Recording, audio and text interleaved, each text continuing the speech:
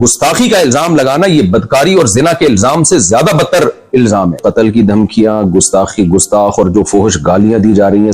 موت زندگی اللہ کے ہاتھ میں. جو رات قبر میں گزرنی ہے وہ قبر میں گزرے گی، جو زمین پہ گزرنی ہے وہ زمین پہ گزرے گی. لیکن ایسا نہ ہو کہ کچھ مذہبی متشدد قسم کے اسکالر آپ سے وہ کام کروائیں جس پہ قیامت کے دن نبی صلی اللہ علیہ وسلم آپ سے اپنا چہرہ پھیر لیں. اور آپ شو تو یہ کر رہے ہو میں نے نبی کے نام پہ یہ کام کیا ہے، لیکن نبی صلی اللہ علیہ وسلم اس شدت پسندی سے کبھی بھی خوش نہیں ہو سکتے. اور اگر پھر بھی آپ یہ سمجھتے ہیں کہ یہ گستاخی ہے معاذ اللہ، تو پھر میں آپ کے سامنے کچھ بریلویوں کے چوٹی کے علماء کے حوالے پیش کرتا ہوں مختصر.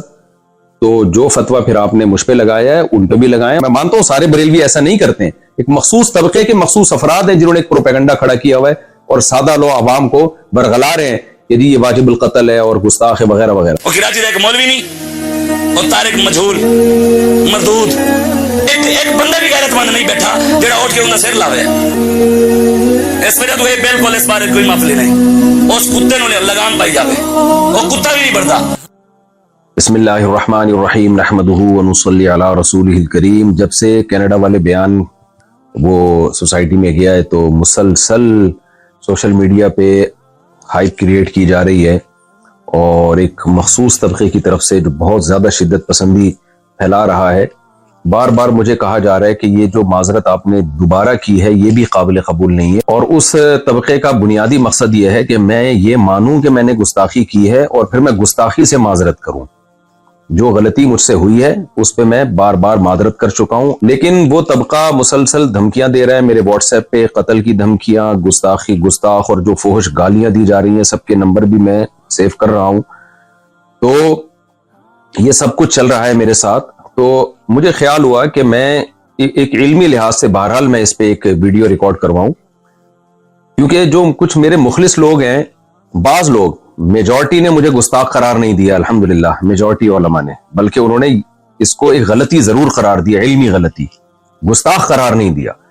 لیکن بعض ہمارے ہی بڑوں سے، بعض ہمارے ہی لوگوں نے بھی اس کو گستاخی سے تعبیر کیا اور پھر یہ کہا کہ مفتی صاحب نے جب گستاخی سے معذرت کر لی ہے تو اب ان کی جان چھوڑ دو. تو اس کو بھی بعض شدت پسند لوگ کہہ رہے ہیں دیکھو ان کے اپنے بڑے کہہ رہے ہیں کہ انہوں نے گستاخی کی ہے. اس لیے مجھے گستاخی کے لفظ کو ایکسپلین کرنا بہت میرے لیے ضروری ہو گیا ہے. وجہ اس کی ہے کہ جو مخصوص طبقے کے کچھ لوگ ہیں جو ان کے لیڈر بہت زیادہ شدت پسندی پھیلا رہے ہیں اور اپنی عوام کو، جو عام لوگ ہیں نا، ان کو بہت زیادہ اکسا رہے ہیں میرے قتل پہ. کھلی ویڈیو میں جب اتنا اکسا رہے ہیں، آپ یہ ویڈیو کلپ دیکھ سکتے ہیں. وہ کراچی کا ایک مولوی نہیں اور طارق مجہول مردود ایک بندہ بھی غیرت مند نہیں بیٹھا جڑا اٹھ کے انہاں سر لاوے. اس وجہ تو یہ بالکل اس بارے کوئی معافی نہیں. اس کتے نے لگام پائی جاوے، وہ کتا بھی نہیں بڑھتا. جب کھلی ویڈیو میں اتنا اکسا رہے ہیں تو بند کمروں میں کتنا اکساتے ہوں گے. اور میرے پاس جو الگ سے دھمکیاں آ رہی ہیں وہ الگ ہیں. لیکن جو لیڈر حضرات ہیں نا ایک مخصوص طبقے کے، وہ بار بار جو ہے نا گستاخ کی سزا سرتن سے جدا، نعرے بھی یہی لگ رہے ہیں. سر سید تھانے کے باہر جو ہمارا قریبی محلہ ہے اس میں جو تھانہ ہے اس کے باہر بھی یہ نعرے لگائے گئے ہیں ایک کراؤڈ کی شکل میں کہ گستاخ کی سزا سرتن سے جدا، نبی کی ایک سزا سرتن سے جدا، سرتن سے جدا. تو میں اس گستاخ کے لفظ کو آج علمی انداز سے ایکسپلین کروں گا، تحقیقی جواب بھی دوں گا، الزامی جواب بھی دوں گا کہ اگر آپ مجھ پہ گستاخی کے فتوے لگاتے ہیں تو پھر آپ ان لوگوں پہ بھی گستاخی کے فتوے لگائیں، تاکہ جو سادہ لوح لوگ ہیں جو واقعی نبی صلی اللہ علیہ وسلم سے محبت کرتے ہیں لیکن وہ غلط فہمی کا شکار ہو گئے، وہ مجھ سے بدگمان ہو گئے کہ مفتی صاحب نے واقعی غلط گستاخی تو بہرحال کی ہے، بعض لوگ یہ کہہ رہے ہیں. تو میں نے جو غلطی کی ہے اس سے میں رجوع کر چکا ہوں، گستاخی میں نے نہیں کی ہے. تو اب میں اس پہ شروع کرتا ہوں. دیکھیے میرا جو بیان تھا میں نے اس میں یہ بات کہی جو کہ غلط الفاظ تھے. میں نے کہا قرآن میں گرامر کے لحاظ سے یہ غلط ہے لیکن اس کو ٹھیک نہیں کیا گیا. یہ قرآن کا میں معجزہ بیان کر رہا تھا کہ جو گرامر کے لحاظ سے مسٹیک ہوئی وہ باقی رکھی گئی. لیکن بیان کے دوران ہی مجھے خیال ہوا کہ یہ لفظ، جو تعبیر ہے، جو الفاظ ہیں میرے منہ سے غلط نکل گئے. وجہ اس کی یہ ہے کہ قرآن پہلے ہے، گرامر کے اصول بعد میں وضع کیے گئے ہیں. گرامر قرآن کو دیکھ کے لکھی گئی ہے، نہ کہ قرآن گرامر کا محتاج ہے. یہ ایک ایسی حقیقت ہے جس کو میں اپنے لیکچروں میں پہلے بیان کر چکا ہوں، کئی بار بیان کر چکا ہوں کہ زبان گرامر کی محتاج نہیں ہوتی، گرامر زبان کی محتاج ہوتی ہے. مجھے بیان کے دوران ہی اندازہ ہو گیا کہ یہ الفاظ میرے زبان سے غلط نکلے ہیں، لہذا میں نے بیان میں ہی اس کی کریکشن کی. کہ اگر ظاہری لحاظ سے اس میں کوئی غلطی لکھنے میں ظاہری لحاظ سے، ورنہ تو اس میں بڑی حکمت ہے، گرامر کی ایک مسٹیک اگر ظاہری لحاظ سے میں مسٹیک کہہ رہا ہوں، تو وہ کریکشن کیا تھی جو میں نے چلائی بھی ہے کہ ظاہری لحاظ سے ہے، حقیقت میں نہیں ہے، ظاہری لحاظ سے. ظاہر کا مطلب یہ کہ حقیقت میں کوئی غلطی نہیں ہے، دیکھنے میں ایسا لگتا ہے کہ گرامر کے قاعدوں کے خلاف ہے. میرا خیال یہ تھا کہ اس سے لوگ مطمئن ہو گئے ہوں گے، لیکن وہ بھی میری غلطی تھی. مجھے اس میں اور اچھی طرح سے ایکسپلین بھی کرنا چاہیے تھا اور اسی بیان میں معذرت کر لینی چاہیے تھی. وہ بھی میں نے نہیں کی. یہ بھی ایک جرم میرا ہے، اس کی بھی غلطی کا میں اعتراف کرتا ہوں. تو لیکن مقصد یہی تھا کہ حقیقت میں کوئی غلطی نہیں ہے. ظاہری لحاظ سے غلطی کا مطلب کیا تھا کہ بھئی قرآن میں کچھ باتیں ایسی ہیں جو عام نحوی قاعدوں کے، جو قاعدے بعد میں ایجاد کیے گئے ہیں، ان کے خلاف ہیں. یہ بات صرف میں نے نہیں لکھی ہے، یہ اور بھی لوگ لکھ چکے ہیں، خود بریلوی علماء لکھ چکے ہیں. یہ دیکھیں مقدمہ تفسیر نعیمی، مصنف حکیم الامہ مفتی احمد یار خان نعیمی، یہ بریلویوں کے بڑے عالم ہیں. صفحہ نمبر 20 پہ لکھتے ہیں، بعض کلمات نحوی قاعدے کے خلاف معلوم ہوتے ہیں لیکن وہ پڑھے ویسے ہی جاتے ہیں جیسے کہ ثابت ہو چکے. مثلا علیہ اللہ، اب دیکھیں قرآن کا عام قاعدہ ہے علیہ اللہ، لیکن قرآن میں لکھا ہے علیہ اللہ، یعنی گرامر کا عام قاعدہ ہے علیہ اللہ، لیکن پڑھا جا رہا ہے علیہ اللہ. اسی طرح وما انسانیہ الا الشیطان، اب عام قاعدہ جو نحو کے طالب علم جانتے ہیں یہ ہے وما انسانیہ، لیکن جو احمد یار صاحب ہیں، مفتی احمد یار صاحب جو بریلویوں کے بڑے عالم، وہ کہہ رہے ہیں کہ یہ بھی عام قاعدے کے خلاف ہے، ما انسانیہ ہے. اور تیسری مثال وہی دی ہے جو میں نے اپنے بیان میں دی تھی، لنصفعن بالناصیہ، تو یہ بھی انہوں نے مثال دی. اب میں پوری عبارت دوبارہ پڑھتا ہوں، مثلا علیہ اللہ ما انسانیہ لنصفعن وغیرہ. دوبارہ یہ عبارت پڑھ دیتا ہوں میں.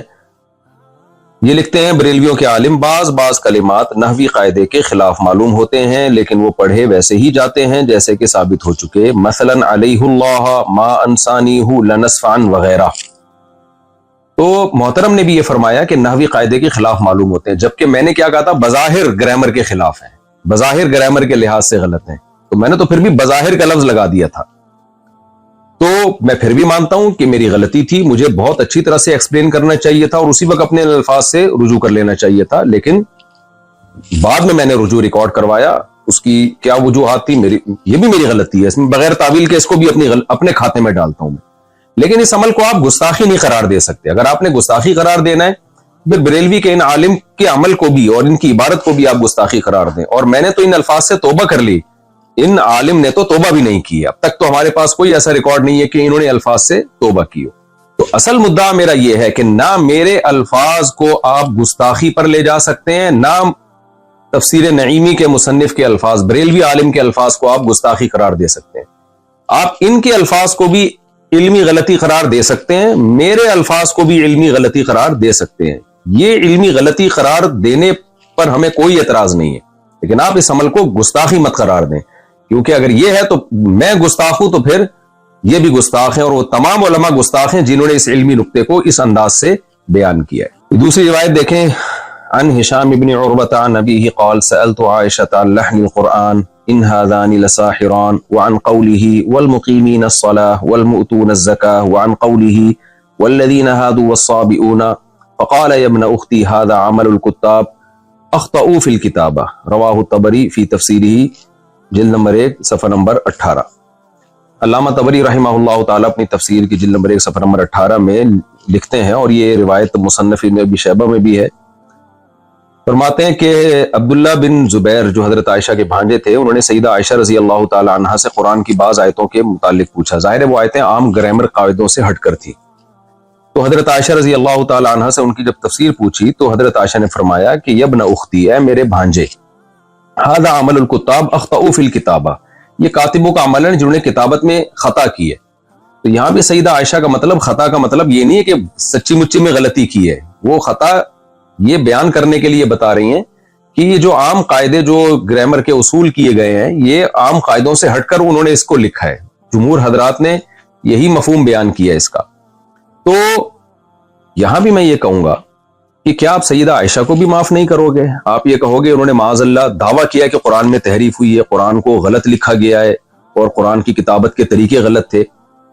یا علامہ طبری جو بڑے مفسر ہیں، جن کو دیوبندی بھی مانتے ہیں، بریلوی بھی مانتے ہیں، اہل حدیث بھی بہت بڑا مفسر مانتے ہیں، آپ ان کو گستاخ قرار دیں گے کہ انہوں نے سیدہ عائشہ کا یہ قول نقل کیا اور پھر سیدہ عائشہ کو گستاخ نہیں، کیونکہ آپ لوگ تو کہتے ہیں گستاخ کو گستاخ قرار نہ دینا بھی گستاخی ہے، تو کیا ہے معاذ اللہ آپ ان سب کو گستاخ قرار دیں گے؟ ظاہر ہے آپ یہ کہیں گے کہ ایک چیز ہے جس کو یہ اپنے الفاظ میں بیان کر رہے ہیں، اور پھر میں بار بار بتاؤں یہ سب کا امت کا اتفاق ہے، میں مفسرین کے حوالے بھی دے سکتا ہوں اور میرے پرانے بیانات بھی مل جائیں گے اس پر، کہ گرامر قرآن کی محتاج ہے، قرآن گرامر کا محتاج نہیں ہے۔ اس زمانے میں عربی کے قواعد و ضوابط منضبط نہیں کیے گئے تھے، گرامر کو بعد میں وضع کیا گیا ہے، تو جو اکثر قاعدے اور کلیے جو انہوں نے وضع کیے ہیں تو قرآن کی بعض آیتیں ان اکثر قاعدوں پر منطبق نہیں ہوتی تھی، لیکن ان کی بھی بہت سے حضرات نے تعویل کی ہے، جیسے لنسفام من ناسیہ میں عین کے بعد جو نون آ رہا ہے، تو نون میں بہت سے حضرات نے کہا ہے کہ یہ گرامر کے قاعدوں کے مطابق ہے، یہ گرامر کے قاعدے کے خلاف بھی نہیں ہے، مطابق اس لیے کہ یہ جو نون تاکید ہے نا اس کو الف کے ساتھ بھی لکھا جاتا ہے، اس کی کچھ مثالیں بھی دی ہیں، تو یہ دونوں اقوال علماء میں پہلے سے چل رہے ہیں۔ کسی نے کہا کہ بعد میں جو قواعد و ضوابط وضع کیے گئے بہت ساری چیزیں اس قاعدے پہ منطبق نہیں بیٹھتی، تو کوئی بات نہیں، اس سے قرآن کا غلط ہونا ثابت نہیں ہوتا، وجہ اس کی گرامر تو بعد میں آئی ہے۔ اور بعض نے کہا نہیں بھائی، گرامر جو اس دور میں گرامر تھی جو اصل ہے اس کے پہ شواہد بھی پیش کیے، انہوں نے دلائل بھی پیش کیے کہ اس کے مطابق یہ گرامر کے بھی عین مطابق ہے، تو یہ شروع سے اختلاف چلا آ رہا ہے اور یہ سب کی تعبیرات ہیں۔ ابھی تو میرا مدعا صرف یہ ثابت کرنا ہے کہ اگر مجھ سے الفاظ میں غلطی ہوئی ہے اور آپ اس کو گستاخی قرار دے رہے ہیں جبکہ میں ان الفاظ سے غلطی سے بار بار رجوع بھی کر چکا ہوں، تو کیا آپ ان بڑے بڑے حضرات کو بھی معاذ اللہ نقل کفر گستاخ قرار دیں گے؟ تو ہمیں اس طرز عمل پہ غور کر لینا چاہیے۔ اب ہم آتے ہیں دوسرے مسئلے کی طرف، لفظ امی کی طرف۔ اس پر بھی مجھ پہ بہت زیادہ گستاخیوں کے فتوے لگ رہے ہیں کہ میں نے رسول اللہ صلی اللہ علیہ وسلم کے بارے میں یہ کہا ہے کہ آپ لکھنا پڑھنا نہیں جانتے تھے، اور کہا گیا ہے کہ یہ بھی گستاخی کی ہے۔ بعض لوگوں نے تو یہ کہہ دیا کہ میں نے نبی کو ان پڑھ کہا ہے، حالانکہ میں نے نبی صلی اللہ علیہ وسلم کی طرف ان پڑھ کے لفظ کی نسبت نہیں کی، اور میں اس لفظ نبی کی طرف ان پڑھ کے لفظ کی نسبت کو ادب کے خلاف سمجھتا ہوں۔ تو میں نے کہا ہے کہ آپ صلی اللہ علیہ وسلم لکھنا پڑھنا نہیں جانتے تھے۔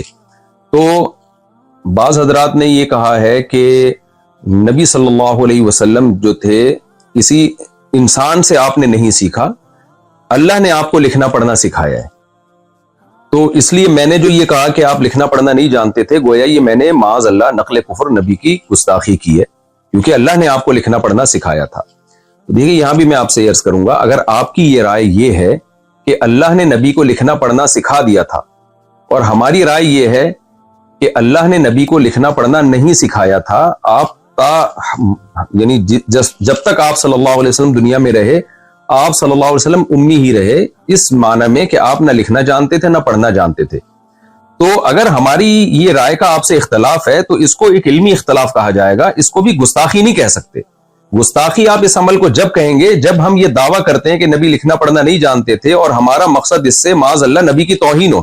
ہم تو نبی کی تعظیم میں کہہ رہے ہیں کہ جو لکھنا پڑھنا نہیں جانتے تھے پھر بھی انہوں نے ساری دنیا کو لکھنا پڑھنا سکھایا ہے، ساری دنیا میں علوم بانٹے ہیں، یہی تو نبی کا معجزہ ہے۔ اور جتنے بھی علماء ہیں لفظ امی کو جب ایکسپلین کرتے ہیں تو ایکسپلین میں ان کی مراد تعظیم ہی ہوتی ہے، توہین مراد نہیں ہوتی۔ شاید میں نے جس طرح سے ایکسپلین کرنا چاہیے تھا اس طرح سے ایکسپلین نہ کیا ہو، لیکن اس عمل کو آپ گستاخی نہیں قرار دے سکتے۔ تو اس میں بھی ہم اب دلائل کی دنیا میں جاتے ہیں۔ پہلے میں حدیث سے کچھ حوالے دوں گا آپ کے سامنے۔ تفسیر قرطبی جلد نمبر 7 صفحہ نمبر 299، اس میں عبداللہ ابن عباس رضی اللہ تعالیٰ عنہ کا یہ قول ہے، آپ وہاں جا کے سرچ کر سکتے ہیں۔ قال ابن عباس رضی اللہ عنہ، ابن عباس فرماتے ہیں کان نبیکم امیا لا یکتب ولا یقرأ ولا یحسب، قال اللہ تعالی وما كنت تتلو من قبله من کتاب ولا تخطه بیمینک۔ دلیل میں بھی وہی آیت پڑھی ہے عبداللہ بن عباس نے جو میں نے بیان میں پڑھی تھی، دلیل بھی وہی دی۔ عبداللہ بن عباس رضی اللہ تعالیٰ عنہ فرماتے ہیں تمہارے نبی صلی اللہ علیہ وسلم امی تھے، لا یکتبو نہ لکھنا جانتے تھے، ولا یقرأ اور نہ پڑھنا جانتے تھے، ہے نا ما انا بقاری حدیث میں آتا ہے جب پہلی سورت نازل ہوئی ہے تو جبریل علیہ السلام نے فرمایا اقرأ، تو آپ نے کیا فرمایا تھا ما انا بقاری، تو یہی بات عبداللہ بن عباس نے کی، ولا یحسب اور نہ حساب جانتے تھے۔ اور پھر آپ نے دلیل کے طور پہ قرآن کی آیت پیش کی وما كنت تتلو من قبله من کتاب ولا تخطه بیمینک، کہ آپ کے دائیں ہاتھ نے نہیں لکھا اس کو اور آپ نے اس سے پہلے کبھی کوئی کتاب پڑھی نہیں ہے۔ اور پھر علامہ قرطبی جو ہے حدیث کی کتاب سے عبداللہ بن عمر رضی اللہ تعالیٰ عنہ سے بھی یہ روایت نقل کرتے ہیں، عن ابن عمر رضی اللہ عنہما عن النبی صلی اللہ علیہ وسلم قال امت امیت لا نکتب ولا نحسب، ہم ایک امی امت ہیں، نہ ہم لکھتے ہیں نہ ہم پڑھتے ہیں۔ اچھا، بعض لوگ ہو سکتا ہے ترجمے میں یہ گڑبڑ کریں کہ نبی صلی اللہ علیہ وسلم کے بارے میں جو عبداللہ بن عباس نے فرمایا کہ نبی نہ لکھتے تھے نہ پڑھتے تھے، تو اس سے یہ کہا ثابت ہوتا ہے کہ لکھنا اور پڑھنا نہیں جانتے تھے۔ بھائی جانتے تھے لیکن لکھتے نہیں تھے، لیکن اگلی حدیث میں اس کو کلیئر کر دیا، آپ نے فرمایا ہم امی امت ہیں، نہ لکھنا جانتے ہیں نہ پڑھنا جانتے ہیں۔ اگر ہم اس کا ترجمہ یہ کریں گے کہ ہم نہ لکھتے ہیں نہ پڑھتے ہیں، تو یہ بات تو مشاہدے کے خلاف ہو جائے گی۔ بعض صحابہ تو لکھتے بھی تھے پڑھتے بھی تھے، تو اس میں نبی نے اپنی بارے میں بتایا کہ ہم امت یعنی من حیث القوم، عرب میں لکھنا پڑھنے کا نہیں آتا تھا ان کو، مخصوص لوگ ہوتے تھے جن کو لکھنا پڑھنا آتا تھا۔ تو اگلی حدیث پہلی حدیث کے مصداق کو متعین کر رہی ہے کہ نبی صلی اللہ علیہ وسلم فرمایا ہم امی ہیں، نہ ہم لکھنا جانتے ہیں نہ ہم پڑھنا جانتے ہیں۔ اور یہ حدیث صحیح ہے، مسلم میں 1080 صراحتاً بھی ہے، جو میں آپ کے سامنے پڑھ دیتا ہوں۔ عن عبداللہ بن عمر رضی اللہ عنہ یحدث عن النبی صلی اللہ علیہ وسلم قال انا امت امیت لا نکتب ولا نحسب، نبی صلی اللہ علیہ وسلم نے فرمایا کہ ہم امی امت ہیں، نہ ہم لکھنا جانتے ہیں نہ ہم حساب و کتاب کرنا جانتے ہیں۔ تو پھر بھی اگر آپ کا اختلاف ہے کہ نہیں بھئی نبی صلی اللہ علیہ وسلم کو اللہ نے لکھنا پڑھنا سکھا دیا تھا، تو یہ علمی اختلاف کہلائے گا۔ اس میں آپ کہیں گے ہمارا اس میں مفتی طارق مسعود صاحب سے اور جمہور امت سے اختلاف ہے، اس کو آپ گستاخی نہیں قرار دے سکتے۔ جمہور امت کا وہی عقیدہ ہے کہ نبی صلی اللہ علیہ وسلم لکھنا پڑھنا نہیں جانتے تھے، مگر یہ آپ کی تعریف ہے اور آپ صلی اللہ علیہ وسلم کی تعظیم ہے کہ جو نہ لکھنا جانتا ہو نہ پڑھنا جانتا ہو، پوری دنیا کو لکھایا بھی پڑھایا بھی، اور پوری دنیا علوم میں اس کی محتاج ہے۔ بعد از خدا بزرگ توئی قصہ مختصر، اللہ کے بعد کوئی صاحب علم ہے تو پیغمبر صلی اللہ علیہ وسلم ہے، تو آپ کیسے میرے اس طرز بیان کو آپ گستاخی قرار دے رہے ہیں؟ یہ صحیح ہے بخاری حدیث نمبر 2731۔ یہ واقعہ کیا ہے؟ صلح حدیبیہ کا مشہور واقعہ۔ جب حدیبیہ میں صلح ہوئی نبی صلی اللہ علیہ وسلم اور صحابہ مشرکین مکہ کے درمیان، تو جو صلح میں معاہدہ ہوا تھا وہ ریٹن فارم میں لایا جا رہا تھا۔ آپ صلی اللہ علیہ وسلم نے سیدنا علی رضی اللہ تعالیٰ عنہ کو بلایا اور ان سے فرمایا کہ لکھو، اکتب بسم اللہ الرحمن الرحیم، بسم اللہ الرحمن الرحیم سے لکھنا شروع کرو۔ آخر میں آپ صلی اللہ علیہ وسلم نے کیا لکھوایا حضرت علی سے؟ ھذا ما قضى علیہ محمد الرسول اللہ، یہ وہ فیصلہ ہے جو محمد صلی اللہ علیہ وسلم جو اللہ کے رسول ہے ان کا فیصلہ ہے، یہ لکھ دیا گیا۔ مشرکین نے اس پہ بھی اعتراض کیا، تو کہنے لگے فواللہ لو کننا نعلم انک رسول اللہ ما صددناک عن البیت ولا قاتلناک، بھائی اگر ہم آپ کو رسول اللہ مان لیں تو ہم آپ سے جھگڑا، پھر ہم آپ سے نہ قتال کرتے نہ ہم بیت اللہ میں آنے سے آپ کو روکتے، سارا جھگڑا ہی اس لفظ کا ہے کہ ہم آپ کو رسول اللہ نہیں مانتے، یہ لہذا یہ لفظ بھی آپ مٹائیں۔ ولیکن اکتب محمد ابن عبد اللہ، کہنے لگے کہ بھئی آپ محمد بن عبداللہ لکھیں۔ قال النبی صلی اللہ علیہ وسلم واللہ انی لرسول اللہ وان کذبتمونی، اللہ کی قسم میں اللہ کا رسول ہی ہوں اگرچہ تم مجھے جھٹلاؤ۔ پھر آپ نے سیدنا علی رضی اللہ عنہ سے فرمایا اکتب محمد ابن عبداللہ، اے علی لکھ دو محمد بن عبداللہ۔ امام زہری کہتے ہیں کہ حضرت علی رضی اللہ تعالیٰ عنہ جو تھے وہ ان کو یہ بہت مشکل لگا، ان کو یہ لکھے میں رسول اللہ کے لفظ کو اپنے ہاتھ سے کیسے مٹاؤں۔ تو نبی صلی اللہ علیہ وسلم نے پھر کیا فرمایا سیدنا علی سے؟ بخاری کی حدیث کے مطابق ارینی مکانہا، اے علی مجھے بتاؤ کہاں لکھا ہے رسول اللہ۔ فاراہ مکانہا، حضرت علی نے بتایا نبی کو، فمحاہا، نبی نے اپنے دست مبارک سے اس کو مٹا دیا۔ اس سے بھی صاف پتہ چلتا ہے بھائی اگر ہمارے نبی صلی اللہ علیہ وسلم لکھنا جانتے یا پڑھنا جانتے تو آپ سیدنا علی سے کیوں پوچھتے کہ مجھے بتاؤ کہاں لکھا ہوا ہے؟ تو یہ تمام چیزیں نبی کی تعظیم کو بڑھاتی ہیں کہ جو پیغمبر نہ لکھنا جانتا ہو نہ پڑھنا جانتا ہو لیکن اس نے ساری دنیا کو علوم سکھائے، اور میں دوبارہ اس شعر کو ریپیٹ کرتا ہوں، بعد از خدا بزرگ توئی قصہ مختصر، پوری امت کا اس پر اجماع ہے کہ اللہ کے بعد سب سے زیادہ علم اللہ نے سید الانبیاء محمد صلی اللہ علیہ وسلم کو دیا ہے، لیکن آپ کو امی کہنا یا آپ کو یہ کہنا کہ آپ صلی اللہ علیہ وسلم لکھنا پڑھنا نہیں جانتے تھے اور تعظیم کی نیت سے کہنا، پھر اس کو ایکسپلین کرنا، یہ تمام باتیں اس بات کی دلیل ہیں کہ یہ کہنے والا نبی کی تعظیم کر رہا ہے، اور ایسے تعظیم کرنے والے پر گستاخی کے فتوے لگانا کسی بھی طرح سے نہیں بنتا۔ اور اگر پھر بھی آپ یہ سمجھتے ہیں کہ یہ گستاخی ہے معاذ اللہ، تو پھر میں آپ کے سامنے کچھ بریلویوں کے چوٹی کے علماء کے حوالے پیش کرتا ہوں مختصر، تو جو فتویٰ پھر آپ نے مجھ پہ لگایا ہے ان پہ بھی لگائیں۔ کنز الایمان ما خزائن العرفان، امام احمد رضا خان بریلوی صاحب، ان کی تفسیر، انہوں نے قرآن کی جو آیت ہے فآمنوا باللہ ورسولہ النبی الأمی الذی یؤمن باللہ وکلماتہ، اس آیت کی تفسیر میں لکھتے ہیں اللہ اور اس کے رسول بے پڑھے غیب بتانے والے۔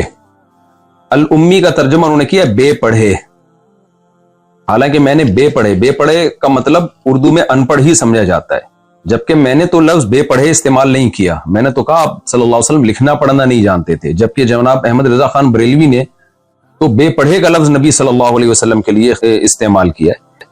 اور میرا ایک کلپ موجود ہے جناب امام احمد رضا خان کے فیور میں، آپ وہ یوٹیوب پہ سرچ کر سکتے ہیں کہ میرے سامنے کسی نے کوئی عبارت نکالی اور کہا کہ اس سے تو ان کی گستاخی ثابت ہو رہی ہے، تو میں نے اس کی تعویل کی، کیونکہ بعض لوگ مجھ پہ یہ الزام لگا رہے ہیں کہ ان کے لیے اپنے لیے اصول کچھ اور ہیں، دوسروں کے لیے اصول کچھ اور ہیں، تو یہ الزام بھی غلط ہے۔ آپ میرا وہ کلپ دیکھ سکتے ہیں کہ اس میں جناب احمد رضا خان، بہت پرانا کلپ ہے وہ، میں کہہ رہا ہوں اس سے گستاخی کا پہلو نکالنا ٹھیک نہیں ہے۔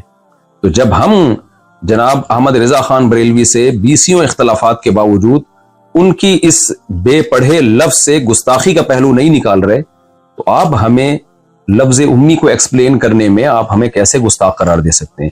ایک اور حوالہ مظہر القرآن، تفسیر مظہر القرآن جلد اول میں بریلویوں کے بہت بڑے عالم ہیں شیخ الاسلام مفتی شاہ محمد مظہر اللہ دہلوی، یہ اپنی کتاب میں لکھتے ہیں اللہ تعالیٰ نے مجھے یعنی محمد صلی اللہ علیہ وسلم کو پچھلی کتابوں میں امی لقب سے یاد فرمایا۔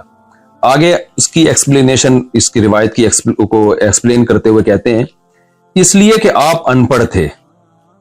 اب آپ دیکھیں انہوں نے تو آپ کے لیے ان پڑھ کا لفظ استعمال کیا، میں نے تو ان پڑھ کا لفظ بھی استعمال نہیں کیا۔ پھر آگے کہتے ہیں یا اس وجہ سے کہ آپ ام القریٰ یعنی مکہ میں پیدا ہوئے تھے، ان پڑھ ہونا حضور کے لیے بڑا فخر ہے، نہ کہ نہ پڑھے نہ لکھے اور وحی کے ذریعے سے بڑے بڑے لوگوں کو دنیا اور دین کے انتظام سکھائے۔ دوبارہ میں ان کے الفاظ کو ریپیٹ کر دیتا ہوں، کہتے ہیں اس لیے کہ آپ صلی اللہ علیہ وسلم ان پڑھ تھے، اور پھر آگے فرمایا کہ حضور کی ان پڑھ ہونا حضور کے لیے بڑا فخر ہے کہ نہ پڑھے نہ لکھے اور وحی کے ذریعے سے بڑے بڑے پڑھے لکھوں کو دنیا اور دین کے انتظام سکھائے۔ یہی بات تو ہم پورے بیان میں کہتے رہے ہیں، پھر بھی ہم نے ادب میں ان پڑھ کا لفظ استعمال نہیں کیا، لیکن جو بریلویوں کے یہ بڑے عالم ہیں انہوں نے تو ان پڑھ کا لفظ بھی استعمال کر لیا اور نہ پڑھے نہ لکھے کا لفظ بھی استعمال کر لیا، اور ان کو اس طرح کی باتوں کو ہم نے یہی کہا کہ بھائی ان کا مقصد نبی کی تعظیم تھی، توہین نہیں تھی۔ پورا میرا بیان جو کینیڈا میں ہوا ہے پورا نبی کی تعظیم اور قرآن کی صداقت میں بیان ہوا ہے۔ آپ مجھے گستاخ قرار دیتے ہیں میرے ان جملوں کی وجہ سے، تو پھر آپ ان بزرگوں کی طرف بھی آئیے اور ان کو بھی آپ گستاخ قرار دیں۔ فتاوی رضویہ جلد نمبر 14 صفحہ نمبر 237، اس میں جناب احمد رضا خان بریلوی صاحب لکھتے ہیں کیا یحرفون الکلم عن مواضعہ کے سر پر سینگ ہوتے ہیں؟ اب آپ بتائیے قرآن مجید کی آیت کے لیے یہ الفاظ استعمال کرنا، یحرفون الکلم عن مواضعہ کے سر پر سینگ ہوتے ہیں، کیا اس سے بے ادبی نہیں جھلکتی؟ لیکن ہم تو تعویل کرتے ہیں کہ بھائی ان کا مقصد بے ادبی نہیں تھا، زور خطابت میں اور قلم کے زور میں انہوں نے ایک بات بیان کی اور مقصد سامنے والے کی بے ادبی تھی۔ لیکن اول نظر میں آپ کو کیا لگ رہا ہے؟ دوبارہ میں پڑھ دیتا ہوں، یہ کیا کہتے ہیں یحرفون الکلم عن مواضعہ، کیا یحرفون الکلم عن مواضعہ کے سر پہ سینگ ہوتے ہیں؟ یعنی ایسے ہی ہے جیسے کوئی کہہ لے کیا سورہ اخلاص کے سر پہ سینگ ہوتے ہیں، کیا قل واللہ کے سر پہ سینگ ہوتے ہیں، کیا سورہ فلق کے سر پہ سینگ ہوتے ہیں؟ تو آپ دیکھیں کہ یہ انداز بیان کیسا ہے۔ کیوں ہمارے جو بریلویوں میں جو متشدد حضرات ہیں اس کی تعویل کرتے ہیں؟ اسی لیے تعویل کرتے ہیں کہ وہ کہتے ہیں ان کی نیت یہ نہیں تھی۔ تو جب بھائی آپ کے لوگ اگر کوئی ایسا لفظ استعمال کریں جس سے گستاخی جھلک رہی ہو، لیکن آپ اس کو نیت کو ایکسپلین کرنے کا موقع بھی دیتے ہیں، ڈیفینڈ بھی کرتے ہیں، تو اگر یہ کام کسی دوسرے سے ہو جائے تو یہ کیا بات ہے کہ بھائی دوسروں کے لیے اصول کچھ اور اپنے لیے اصول کچھ اور۔ یہ تو دو باتیں جن کی بیس پہ مجھ پہ گستاخیوں کے الزام لگے، ان کو میں نے ذرا ایکسپلین کیا ہے۔ اب میں تیسری بات کی طرف آتا ہوں۔ شریعت کا دیکھیں ایک اصول ہے کہ ایک شخص جو نبی صلی اللہ علیہ وسلم پر ایمان رکھتا ہے، نبی کی دعوت اور تبلیغ کے لیے دنیا میں نکلا ہوا ہے۔ میرے سفر 99% دین کی دعوت اور تبلیغ کے لیے ہوتے ہیں، نبی کی عظمت کو بیان کرنے کے لیے، قرآن کی صداقت کو بیان کرنے کے لیے ہوتے ہیں۔ ایسے شخص سے اگر کوئی ایسا لفظ نکل جائے کہ جس میں گستاخی کا پہلو نکل رہا ہو اور اس کی تعویل کی جائے تو گستاخی کا پہلو نہیں نکل رہا ہو، تو شریعت کیا کہتی ہے کہ آپ کسی شخص کے کلام کو گستاخی پر محمول کریں یا اس کی کوئی تعویل کریں کسی ایسے شخص کے کلام کو جو کلمہ گو مسلمان ہے؟ شریعت کیا کہتی ہے اس بارے میں؟ یا اس کو سلپ آف ٹنگ پہ محمول کریں آپ کہ بھئی زبان کی خطا ہے، یہ بیان کرنے کی خطا ہے؟ ظاہر ہے ساری دنیا کے علماء اس پر متفق ہیں کہ اس کی تعویل کی جائے گی، اس کو کافر نہیں قرار دیا جائے گا، اس کو گستاخ نہیں قرار دیا جائے گا۔ گستاخی کا الزام لگانا یہ بدکاری اور زنا کے الزام سے زیادہ بدتر الزام ہے، تو بہت بڑا جرم ہے جس کی نسبت آپ کر رہے ہیں، تو اتنے بڑے جرم کے لیے ثبوت اور شواہد اسی حساب سے ہونے چاہیے۔ فوائد السالکین میں صفحہ 278 کے حوالے سے یہ بات لکھی ہوئی ہے۔ خواجہ معین الدین چشتی قدس سرہ نے فرمایا کہ میں حضرت مخدوم شیخ یوسف چشتی قدس سرہ کی خدمت میں حاضر تھا کہ ایک شخص بیعت کے ارادے سے آیا، خواجہ کے قدموں میں اپنا سر رکھا اور عرض کیا کہ بیعت کے لیے حاضر ہوا ہوں۔ خواجہ پر کیفیت طاری تھی، فرمایا کہ اگر تم کہو کہ لا الہ الا اللہ چشتی رسول اللہ تو میں تمہیں مرید کر لوں۔ چونکہ وہ شخص دھن کا پکا اور سچا تھا، اس نے فوراً اقرار کر لیا۔ خواجہ نے بیعت کے لیے اسے اپنا ہاتھ دیا اور اسے بیعت کر لیا، پھر فرمایا کہ سنو میں کون ہوں اور کیا ہوں، محمد رسول اللہ صلی اللہ علیہ وسلم کے دربار کے کمینے غلاموں میں سے ایک ہوں، کلمہ وہی ہے مگر میں نے تیرے کمال اور اعتقاد اور صدق کو آزمایا تھا۔ یہاں معین الدین چشتی اور ان کے شیخ یوسف چشتی ان کا یہ واقعہ ہے۔ مقصد ابھی مجھے لا الہ الا اللہ چشتی رسول اللہ کا ڈیفینڈ کرنا یا اس کی مخالفت یا حمایت نہیں ہے، وہ ٹاپک سے بات ہٹ جائے گی۔ بتانا صرف یہ ہے کہ جو بریلوی حضرات میں جو شدت پسند لوگ ہیں جو مجھے گستاخ رسول قرار دے رہے ہیں، اور میرا دعویٰ یہ ہے کہ جب بھی کوئی شخص ایسے کلمات کہتا ہے تو اس کو ایکسپلینیشن کا موقع دیا جائے گا کہ آپ کی مراد کیا تھی۔ یہاں لا الہ الا اللہ چشتی رسول اللہ انہوں نے پڑھا، مرید کو اس بیس پہ بیعت کیا، پھر ڈیفینڈ کیا کہ میرا کلمہ وہی ہے جو لا الہ الا اللہ محمد رسول اللہ ہے۔ تو آپ اس ایکسپلینیشن کو مانتے ہیں کہ نہیں مانتے؟ انہوں نے جو پہلا لفظ تھا نا لا الہ الا اللہ چشتی رسول اللہ، اس میں رسول اللہ کے لفظ میں تعویل کی کہ وہاں رسول اللہ سے میری مراد